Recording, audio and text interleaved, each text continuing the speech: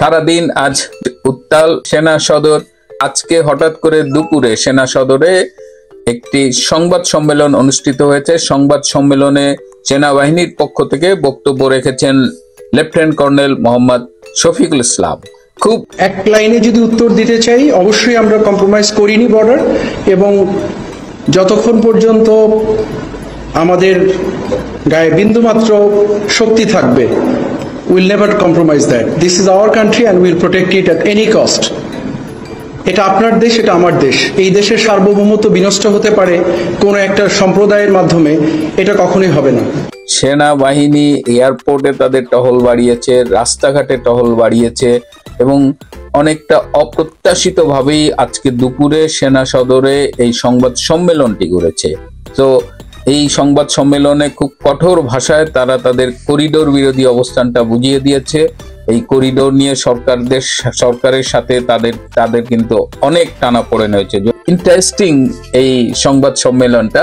এখানে lieutenant colonel Shafiq খুব দৃঢ়তার সাথে অনেকগুলো কথা বলেছেন, কিন্তু তার কথার ভেতরে সেই একটা বিষয় আমার খুব প্রিয়, যে বিটুইন দ্য লাইনস কি মেসেজ থাকে। তো আমার কাছে একটা প্রেস রিলিজ এসেছে, আমি একটু প্রেস রিলিজটা দেখে সেটা নিয়ে কথা বলি এবং ফাঁকে ফাঁকে সেই বিটুইন দ্য লাইনস এ কথা বলি।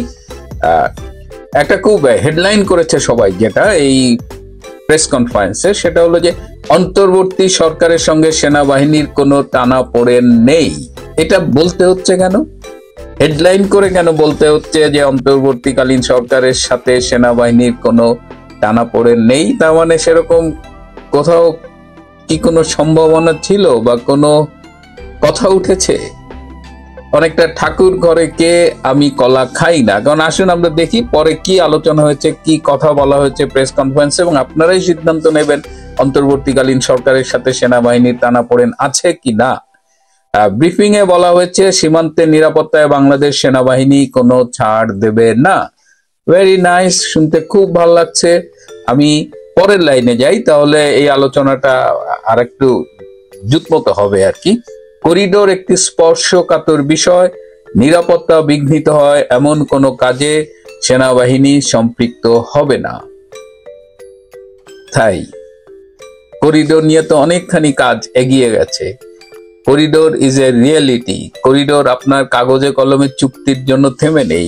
আমি কালকেও বোধহয় বলেছি যে আপনি যদি কক্সবাজার বা ওই টেকনাফ ওই এলাকায় যান, ইউ উইল সি যে একটা করিডোর ফাংশনিং। সেখানে আমেরিকান সোলজাররা কি করে, সেখানে আরাকান আর্মিরা কি করে, সেখানে যদিও তারা বলছে যে বাংলাদেশ মিয়ানমার সীমান্ত একটা জটিল ব্যাপার, এখানে ইনফিল্ট্রেশন হতেই পারে আরসা আরাকান, কিন্তু আমাদের কাছে তো ভিডিও আছে। আমি এই রূপান্তরের পর্বেই দেখিয়েছি যে ভিডিওতে বাংলাদেশ আর্মি, আরাকান আর্মি এবং আমেরিকান আর্মি তিনটা বাহিনীর প্রেজেন্সি দেখা গেছে। সরকারের পক্ষ থেকে করিডোর দেওয়ার উদ্যোগ ছিল, সরকার আরাকান আর্মির সাথে যোগাযোগ করেছে, আর্মির একটা অংশকে সরকারের এই উদ্যোগের সাথে সম্পৃক্ত করার চেষ্টা করা হয়েছে এবং জাতীয় নিরাপত্তা উপদেষ্টা ডক্টর খলিলুর রহমান এই বিষয়ে লেফটেন্যান্ট জেনারেল কামরুল হাসানের সাথে মিলে কাজ করার চেষ্টা করেছে এবং সেনাবাহিনীতে একটা ক্ষুদ্র অংশ করিডোরের পক্ষে ডক্টর খলিলের সাথে কাজ করেছে এবং সেনাবাহিনীতে বেশ কিছু এক্সারসাইজ হয়েছে, সেমিনার হয়েছে। এই করিডোর দিলে কি হবে, এর পোটেনশিয়াল ইম্প্যাক্ট কি, যুদ্ধে জড়ানোর ঝুঁকি কতটুকু। এর পাশাপাশি শিলখালিতে সেই যে প্রায় 40 একর জায়গা বরাদ্দ দেওয়া হয়েছে, সেখানে লজিস্টিক সাপ্লাইয়ের জন্য সাপোর্ট বেস তৈরি করা হবে, সেখানে বাজেট দেওয়া হয়েছে। সো একদম করিডোর সম্পর্কে সেনাবাহিনী কিছু জানে না বা করেনি, এটা সম্পূর্ণ সত্যি না। সম্পূর্ণ সত্যি হলো সরকার অনেকটা গায়ের জোরে করিডোর দিয়ে ফেলেছিল বা দিতে চেয়েছে এবং সরকার একটা ড্যাম কেয়ার ছিল, যে সরকার মনে করছিল যে তাদের সব রাইটস আছে। তারা যে হাইকোর্টের এই সুপ্রিম কোর্টের রায় অনুযায়ী যে রেফারেন্সের সুপ্রিম কোর্ট যে রায়টা দিয়েছিল যে তারা ডেইলি রুটিন কাজগুলো করবে, ইমার্জেন্সি কাজগুলো করবে, করিডোর দেওয়া, বন্দর দেওয়া, এগুলো তাদের সাংবিধানিক ভাবে এই ক্ষমতাটা তারা পায়নি, কিন্তু তারা পাওয়ার এক্সারসাইজ করছিল যেটা ইললিগাল, অবৈধ। এবং সেখানে সেনাবাহিনী একটা পর্যায়ে স্ট্যান্ড নিয়েছে তো সেনাবাহিনী স্ট্যান্ড নিয়েছে no corridor, whereas government committed ছিল। ডক্টর ইউনূসকে বসানো হয়েছে, এই পাপেটটাকে বসানো হয়েছে, সে আমেরিকার পারপাস সার্ভ করবে। সুতরাং অন্তর্বর্তী সরকারের সঙ্গে সেনাবাহিনীর কোনো টানাপোড়েন নেই। আপনারা বলেন আমরা বিশ্বাস করি, but the reality doesn't reflect that. Arakan আর্মির সঙ্গে সেনাবাহিনীর সরাসরি কোনো যোগাযোগ নেই বলেও জানানো হয়। তার মানে আরাকান বাহিনীর সাথে, আরাকান আর্মির সাথে বাংলাদেশ সেনাবাহিনীর যোগাযোগের প্রশ্ন উঠেছে। এই প্রশ্ন কেন উঠেছে? তাও ভালো, তারা আবারও বলছে যে ঠাকুর ঘরে কে, আমরা কলা খাই না, এবং আমরা সেটা বিশ্বাস করছি। বাট আমরা আসলেই বিশ্বাস করতে চাই যে আমাদের দেশ প্রেমিক সেনাবাহিনী যাকে আমরা বলি, তারা এই আরাকান বাহিনীর সাথে যোগাযোগ রাখবে না। পাহাড়ের সশস্ত্র সংগঠন কুকি-চিন ন্যাশনাল ফ্রন্টের 30,000 ইউনিফর্ম বানানোর বিষয়টি গুরুত্বের সঙ্গে দেখা হচ্ছে। গত এক মাসে Kuki-Chin national front, that is KNF এর 1979 জনকে গ্রেপ্তার করা হয়েছে। সব মিলিয়ে পর্যন্ত বেশ মোট 14,000-এর বেশি কেএনএফ সদস্যকে গ্রেপ্তার করা হয়েছে। আপনারা জানেন যে গতকাল চট্টগ্রামে একটি গার্মেন্টস থেকে এই কেএনএফ এর প্রায় 30,000 ইউনিফর্ম বানার ছিল সেখানে, এবং আরো কাপড় টাপড় ছিল সেখানে, সেগুলো উদ্ধার করা হয়েছে। এটা টেলিভিশনের নিউজে এসেছে। মানে কুকি-চিনের আর্মির তাদের ড্রেসটা বাংলাদেশে গার্মেন্টস বানাচ্ছে, এবং আমরা খবর নিয়ে জানিয়েছি এই কুকি-চিনের এটার সাথে বাংলাদেশে একটা জঙ্গি গোষ্ঠী এবং জামাত শিবিরের একটা সম্পৃক্ততা আছে। তো দেশের সার্বভৌমত্ব রক্ষার দায়িত্ব সেনাবাহিনীর। সরকারের নির্দেশনা মেনেই কাজ করা হচ্ছে, সরকারের সঙ্গে মতপার্থক্য নেই। এটি আবারও বলা হয়েছে। মানে কোথাও না কোথাও কোনো একটা সমস্যা আছে। আপনারা বলছেন আরেকটা সীমান্তে পুশিন কোনোভাবে কাম্য নয়, সেনাবাহিনীর যুক্ত হওয়ার প্রয়োজন হলে সরকারের নির্দেশনায় যুক্ত হবে। তবে এখনো সক্রিয়ভাবে কাজ করছে বর্ডার গার্ড বাংলাদেশ। শেষেরটাও খুব ইম্পর্টেন্ট। মব তৈরির বিষয়ে হুঁশিয়ারি উচ্চারণ করে ব্রিফিং এ বলা হয়, কেউ মব তৈরি করে বিশৃঙ্খলা সৃষ্টির চেষ্টা করলে সেনাবাহিনী তার বিরুদ্ধে কঠোর ব্যবস্থা নেবে। এটা এই যে শেষ যেটা বললেন যে মব তৈরির বিষয়ে হুঁশিয়ারি উচ্চারণ করে ব্রিফিং এ বলা হয়, আজও ঢাকা থেকে খবর পেয়েছি যে সারা দেশে সেনা টহল আরো জোরদার করা হয়েছে। আমার কাছে আরো কিছু খবর এসেছে যে মব কন্ট্রোলে বাংলাদেশ সেনাবাহিনী বেশ অ্যাগ্রেসিভলি কিছু কাজ করেছে। বিশেষ করে আমিন বাজারে সেখানে কিছু ঘটনাও ঘটেছে। যেহেতু সেনাবাহিনীর তরফ থেকে সেটা বলা হয়নি, সো আমি আগ বাড়িয়ে বলতে চাই না। যদিও তারা বলছে সরকারের সাথে তাদের কোনো সম্পর্কের সমস্যা নেই, কিন্তু এই করিডোরের বিষয়ে তাদের স্ট্যান্ডটা থেকে আমরা খুব ক্লিয়ারলি বুঝতে পারছি আরাকান আর্মিকে গভর্নমেন্ট প্রশ্রয় দিচ্ছে।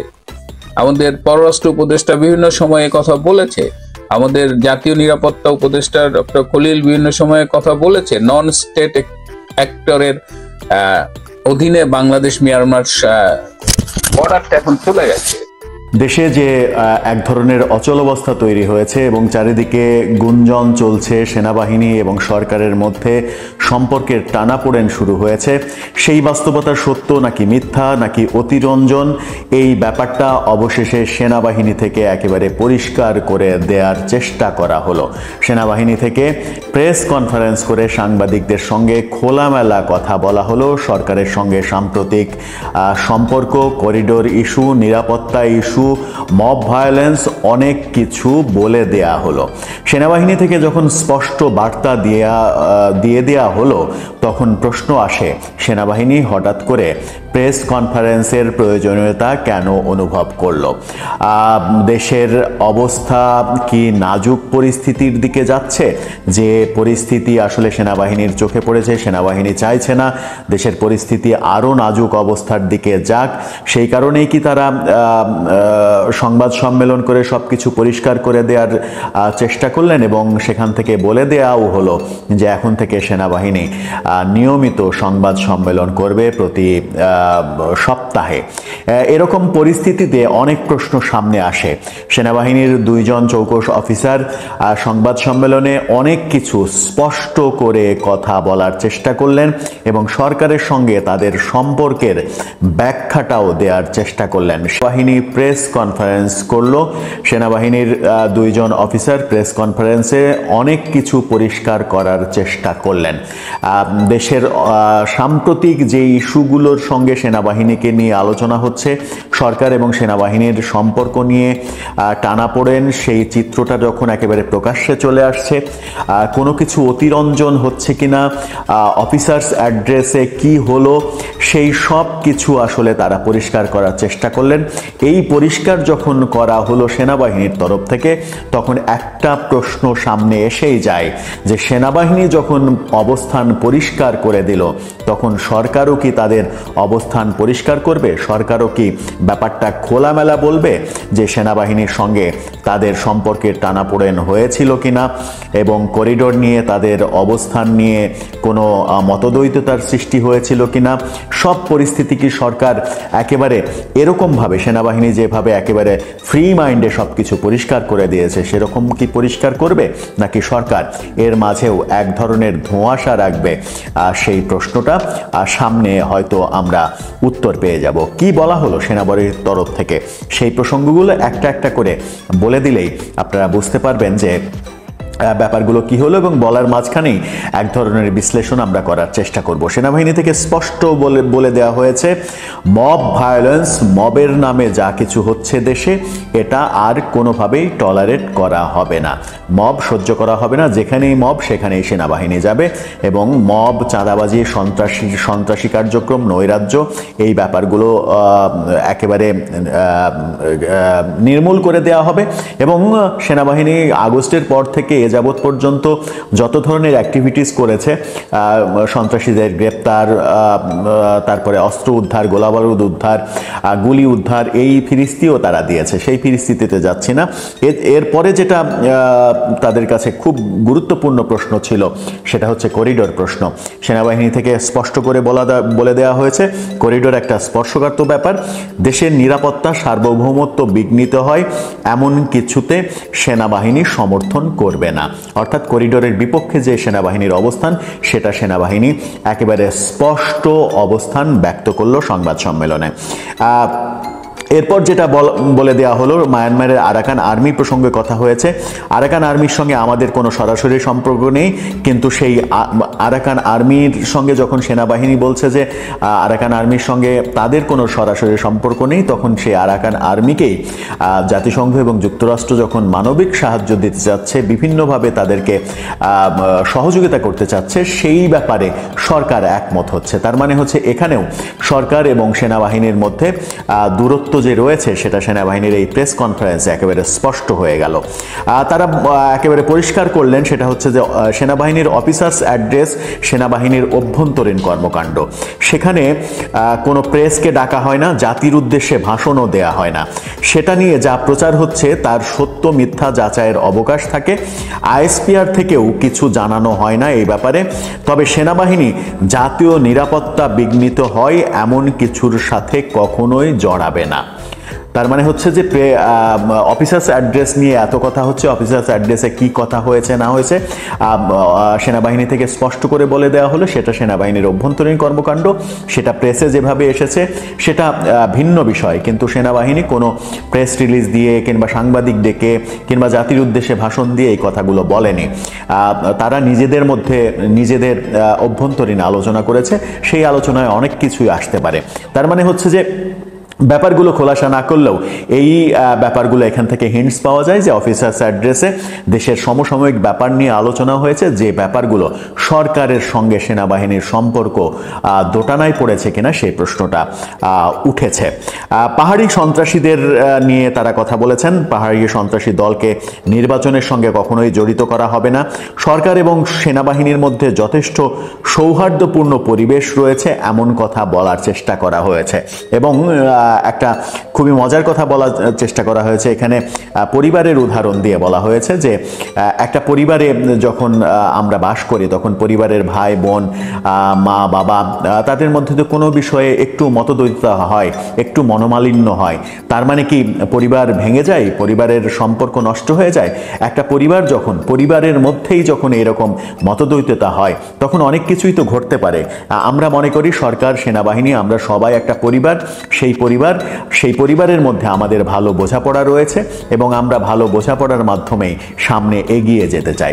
এই পরিবারের উদাহরণ দিয়ে না বলা একটা কথা স্পষ্ট করে দেয়া হলো যে এক ধরনের মতদ্বৈততা, মনোমালিন্য সরকারের সঙ্গে সেনাবাহিনীর হয়েছে এবং সেটা নিরসনের হয়তো চেষ্টা করা হচ্ছে। নির্বাচন নিয়ে তারা কথা বলেছেন এবং নির্বাচন নিয়ে যখন প্রশ্ন করা হলো যে নির্বাচনের ইস্যুতে, আগামী নির্বাচনের ইস্যুতে, তখন তারা একেবারে স্পষ্ট বলেছে, ভাই নির্বাচন নিয়ে অনেক কথা হয়েছে, নির্বাচন নিয়ে আর আমাদের কোনো কথা নেই। অর্থাৎ সেনাবাহিনী নির্বাচন নিয়ে সেনাপ্রধান বহু কথা বলেছেন, ডিসেম্বরের মধ্যে নির্বাচন করার কথা, সেই ব্যাপারে নতুন কোনো কথা নেই। এটা বলার মাধ্যমেই কি এই ইঙ্গিত দেওয়া হলো যে সেনাপ্রধানের যে অবস্থান নির্বাচন প্রসঙ্গে, সেই অবস্থানই সেনাবাহিনীর রয়েছে, এর বাইরে নতুন কোনো অবস্থান নেই। সেনাবাহিনী ক্ষমতা নেবে কি নেবে না, এই যে প্রশ্ন চারিদিকে উঠছিল, আমরা এটা নিয়ে একটা ভিডিও বানিয়েছি যে সেনাবাহিনী কি ক্ষমতা দখল করতে চায়। উত্তরে আমরা স্পষ্টভাবে বলেছি যে না, সেনাবাহিনী ক্ষমতা দখল করতে চায় না।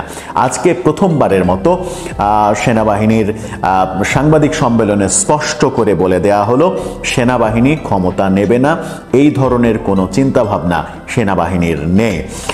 প্রতি বৃহস্পতিবারে তারা সংবাদ সম্মেলন করবে এবং সংবাদ সম্মেলন করে এভাবে জাতির কাছে অনেক কিছু স্পষ্ট করে দেবে। গত এক সপ্তাহের কর্মকাণ্ড নিয়ে তারা স্পষ্ট অবস্থান ব্যক্ত করবে।